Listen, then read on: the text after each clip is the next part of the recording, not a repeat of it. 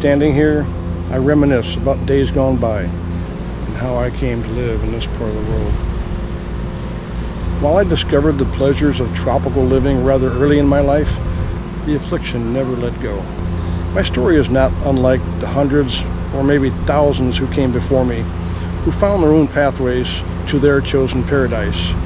And still today, there are the many folks who will discover this part of the world, the Western Pacific, at later points in their life. Today I share my journey with some of the inspirations that drove me here. To this day, I remain enchanted.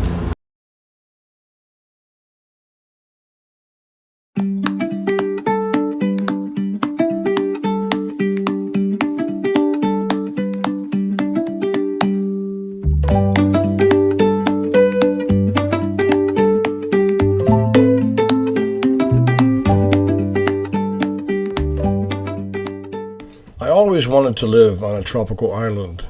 I'm not sure why, but the desire likely began with watching the popular American television sitcom series Gilligan's Island. It was not always co-stars Ginger the actress or Marianne the country girl that captured my imagination as a boy, as much as it was the beautiful beaches, all the coconut trees, and the turquoise blue lagoons. Although I won't deny that these two young beauties played a role in my cognitive development. It was every episode in a rerun that Gilligan threw at me that drove my fascination with discovering and living in my own tropical paradise, wherever it may be. One thing was for certain though, I grew up knowing that I needed to get one of those sailor-style caps that Gilligan wore. After graduating high school, my best friend and I immediately migrated to the closest place that we knew where palm trees and warm weather existed. Thanks to the technology of broadcast television, we discovered Orlando, Florida. It wasn't long before I ventured out even further, hitchhiking south to Key West, where I discovered firsthand the famous cheeseburger in paradise culture of relaxation and peacefulness. Ah, life in Margaritaville and the tropics.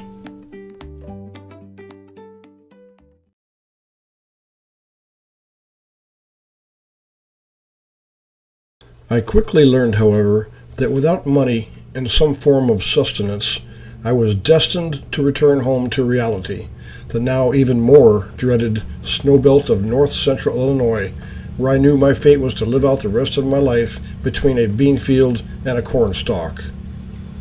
I needed a plan, and it wasn't long before I placed my bet. I would once again turn to the wonders of broadcast television to get inspired. I would join the U.S. Navy. Anchors away, my boys, anchors away. At least I could start with the Gilligan hat. After my return to Illinois from Florida, only a few months would pass before I had my right hand in the air, swearing to uphold and defend the Constitution of the United States. The Navy originally guaranteed me photography school, but as sure as the world turns, stuff happens, and I found myself accepting an assignment to weather observing school in Lakehurst, New Jersey, right after completing my basic training at Great Lakes Naval Training Center. I was going to become an aerographer. I didn't really understand how prophetic this was, but I can recall my teenage years when my father quite often accused me of walking around with my head in the clouds. And this was the result of my Armed Forces aptitude test? Okay, I thought, maybe it was a good fit. Whether it was prophecy or irony, I was resigned to a career of staring at the sky and getting paid to do it. You can do it! It was more than a good fit. It was perfect. I can vividly remember the strangest looks on my friends' faces when I told them I was going to get paid for watching the clouds.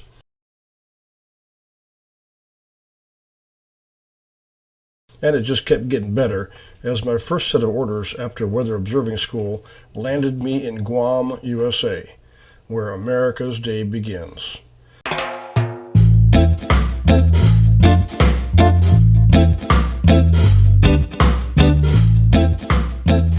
Not only was this far-off land lush and tropical, with the waters colored of turquoise, azure, and sapphire, but it was also the domain of the Golden Dragon.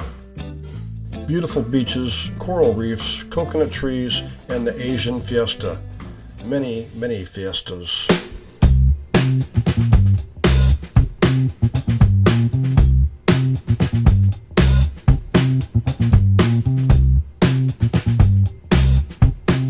Did I mention the tropics?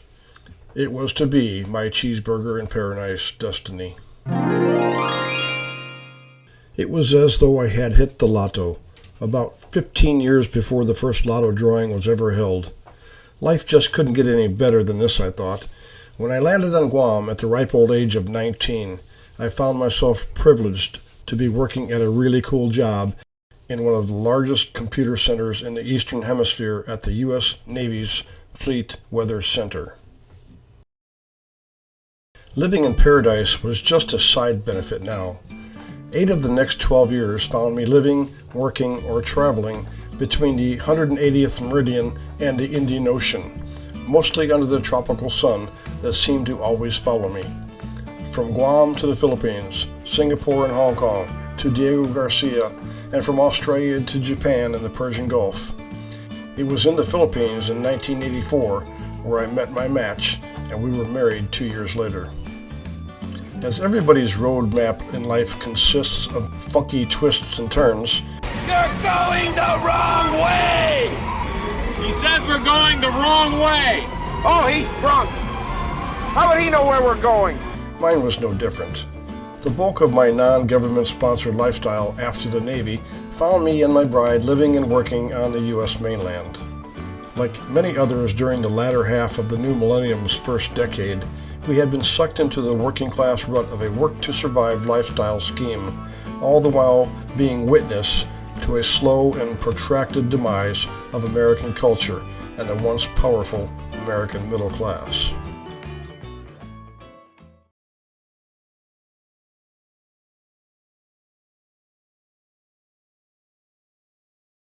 Our mutual cognitive dissonance forced us to make a decision.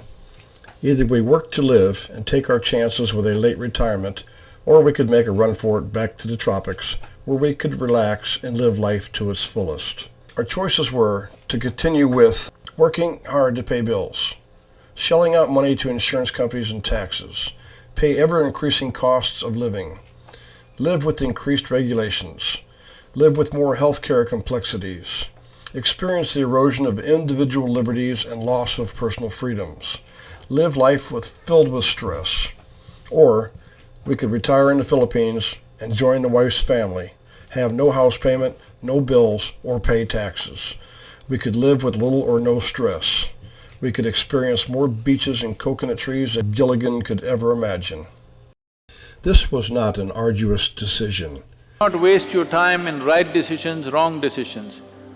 Just make sure when you do something, it's good for you and good for everybody around you, that's all.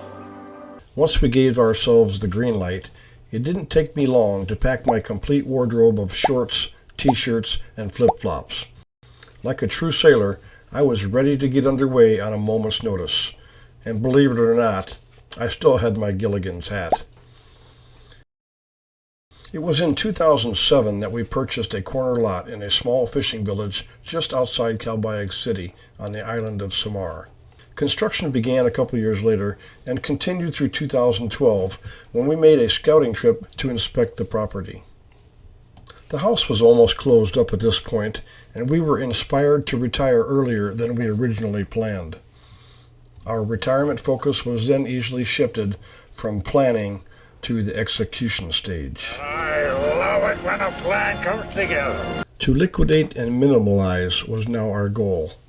Eliminating all remaining bills and building our cash savings was now a priority, while still getting as much of the new house completed as possible before actually departing the United States.